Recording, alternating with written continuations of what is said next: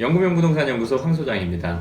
오늘은 이제 상담을 하면서 제가 자주 받게 되는 질문 중에 하나, 그리고 이제 많은 분들이 궁금해하는 것들 중에 하나를 알려드릴 텐데요. 뭐냐면 예를 들어서 우리가 결혼하면서 내지는 첫 내 집을 마련할 때, 뭐 결혼하면서든 아니면 결혼 전이든 내 집을 마련하면서 보통 대출을 얼마를 끼고 하는 경우가 많습니다. 그러면 과연 이 대출한 거를 얼마를 어떻게, 몇 퍼센트를 어떻게 갚는지에 대해서 얘기를 할 건데요.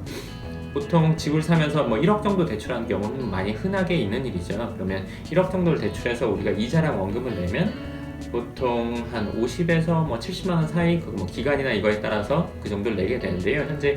현재 기준으로 했을 때 그 정도를 내게 되는데, 그걸 그렇게 내다가 1년 동안 그거 갚은 거 말고 모은 목돈이 있어서 별도의 목돈을 모아서 그 목돈으로 그 대출한 금액을 갚느냐 안 갚느냐에 대해서 궁금하신 분들이 많아요.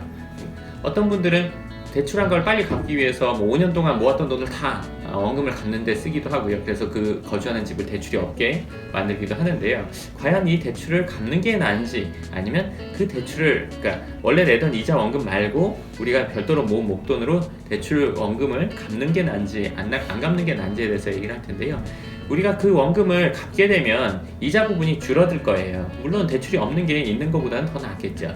단지 그 집 하나로만 보면 그렇습니다.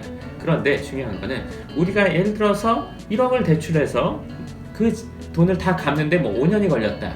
그러면 그 집을 대출 없이 만드는 목적에는 그 부합을 하지만, 우리가 재테크적인 부분에서 보면 그거는 어떻게 보면은 그렇게 좋은 선택이라고 보기는 어려워요. 왜냐면요, 5년 동안 1억을 갚고 재테크를 하기 위해서 또 한 1억 정도 모으려면 또 향후에 또 5년이 걸려요. 그러니까 처음 집을 사고 나서 재테크를 한번 하려면 총 10년 이후가 걸려야, 10년 이후가 돼야 우리가 한번 해볼 수 있다는 거죠.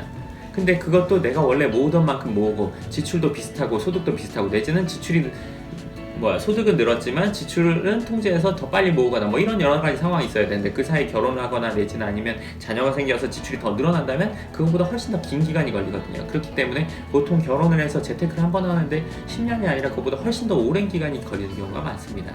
그렇기 때문에 사실은 우리가 대출을 했을 때 이자 원금을 지금은 이제 유예 라고 해서 이자만 내는 거가 거의 안 되긴 하죠. 근데 어찌됐건 이자랑 원금 내는 거 말고 그 외에 모으는 목돈으로는, 그 목돈을 모아서 재테크를 하는데 활용을 해야지, 그걸로 원금을 계속 갚아버리면 우리가 재테크를 하는 거는 평생의 기회가 몇 번 안 올 수도 있어요. 재테크를 못 한다는 거는 우리가 일을 해서 버는 돈 이외에 들어오는 소득을 만들기 어렵다는 것과 같죠. 그렇기 때문에 우리가 집을 사서 그 대출을 한 부분에 대해서 그거를 목돈을 모아서 원금을 바로바로 갚기보다는 우리가 그 돈을, 모은 돈을 가지고 재테크하는 데 쓰는 것이 훨씬 더 자산을 형성하는 데는 도움이 되는 방법이 될 것입니다. 오늘 여기까지 하도록 하겠습니다.